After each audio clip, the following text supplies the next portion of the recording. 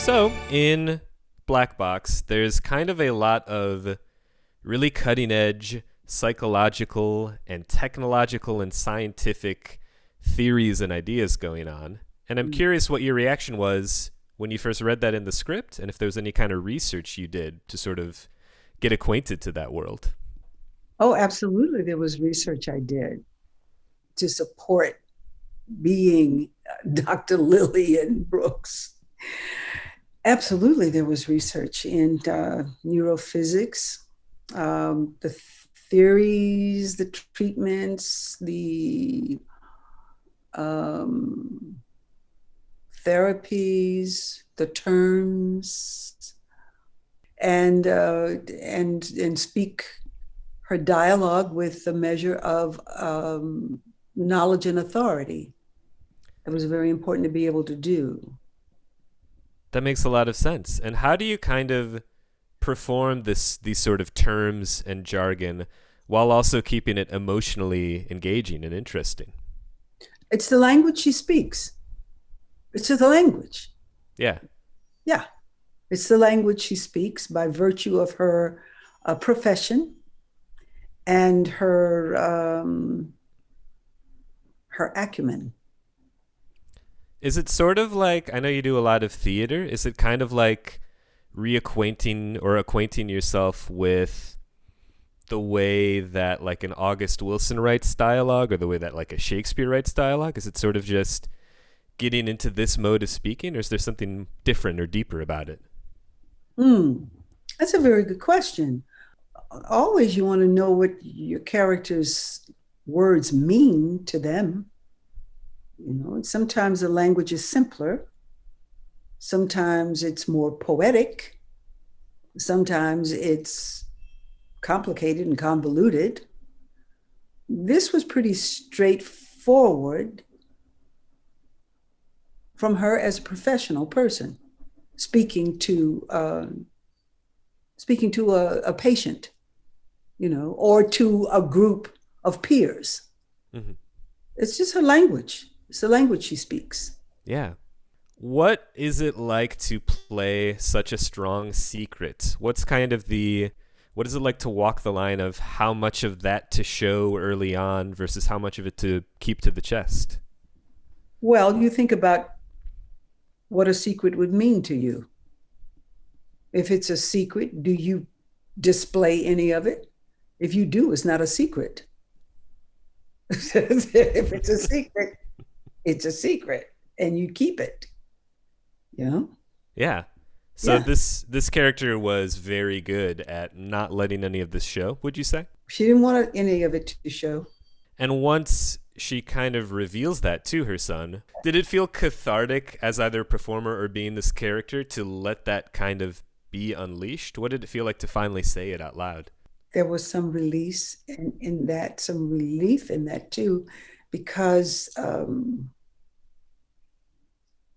there was. I'm trying not to give everything away, sir. I see. I appreciate that. We can keep it a little more general. What was sort of the backstory you created for this character? There's a moment when you mention her husband, Thomas's father, and having kind of a difficult family life. What was some of the work done for that? Well, yeah, that's what actors do. You know, you create that for yourself, and it's not something that you necessarily share with anyone else, but you create it for yourself. So you understand, you have a life. The character has a life that is unseen, that supports what is seen. Mm-hmm. That's wonderful. Did you work on that with the director at all, the first-time director, or was that mostly just an interior journey? Well, that's a very interesting question too. We talked a little bit about it, and I smile because at one point I looked at him and I said, "You've never been married, have you?" And he blushed. "No, Miss Rashad, I haven't." I said, "You'll learn." And he was so good natured. to allow me to do that, you know. But I listened to what he had to say because it was important. It was important because in listening to what he had to say, I understood what it was he was reaching for. You How would you know, characterize what he was reaching for? he wanted Lillian to have an emotional depth that was concealed, and it was part of her nature to conceal it. Uh, it had to do with a number of things, her position and standing in her professional community, the way she would appear to people as a consummate um, scientist, research scientist, neurophysicist. You had to comport yourself in a certain way, you know, and she did that. She did that very well. And anything in the way of a personal challenge or sense of failure in any area of life was never discussed with anyone. Mhm. That was something that was held. Yeah, she's a very private person. Mm-hmm. Shifting gears just a little bit, I'm very fond of your performance in the Creed movies, both of them. And I Thank you. know that Creed 3 is slowly getting in the works. I'm curious if you've seen any part of that process or if there's anything you're excited about that. I like the films. I enjoy watching them. Yeah. You know, so whether I'm in it or not, I'll enjoy watching it. Oh, understood. Gotcha. Yeah. And I have to imagine it's a bit of an actor's bucket list to be asked to perform a voice role in a Pixar film, which you're Yeah. doing in the upcoming Soul. What was it like performing in a Pixar film? What is that process like? I had a ball. I had Yeah. a great time. Yeah. It's so wonderful to work with people who are listening and whose notes and adjustments are so fine and particular because you get to fine tune yourself. Mm. Yeah. And your performance. And I liked that. I liked that very much. What were some of the differences you found in voice acting versus traditional full body acting? Well, when it's just your voice, you focus that way. And I have to say, I listened in new ways because you're always listening as an actor. You have to listen, always listening, Yeah. but listening in new ways. And I had the same experience with Jingle Jangle. When there, you'll see when you see the film, there are parts of it that involve narration, and the character that I portray is doing that. And the director, David Talbot, very, very keen and specific and detailed in what he was hearing. And I think it had much to do with the fact that when he was a little boy, his grandmother would read to him a lot. And he treasures those memories. And I could tell by the notes that he was giving me um, that had a real impression on him, a lasting impression.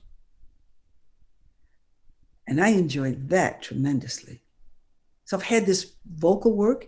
And another thing that I have done within the past year and a half were Kobe Bryant's books, his Wizard Wow. series books. Yeah. I did 4. And that was amazing. Reading those for audio books. Hmm. They make good reading for young people and adults as well. I enjoyed reading them. I thought, oh no, where's the next one? I want to. Mm-hmm.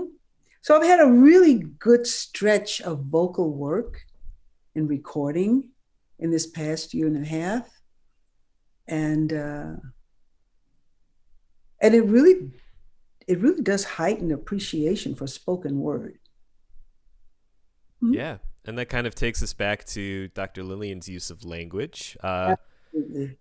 And one sort of final, I know we'll try and be a little general about this black box question, but the ending moments with your character, she makes a, let's call it a discovery, a new discovery, and I'm curious what you think are the next steps for the doctor. What happens after this moment?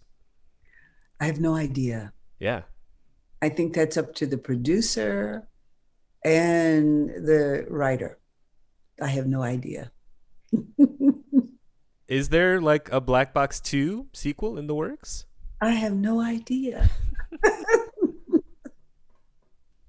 Really, I have no idea. Let's try and end on something we you do have some idea on. What is your relationship with horror and sci-fi in general? Is it something you enjoy, or was it kind of something you had to get used to performing in that mode? It's all acting.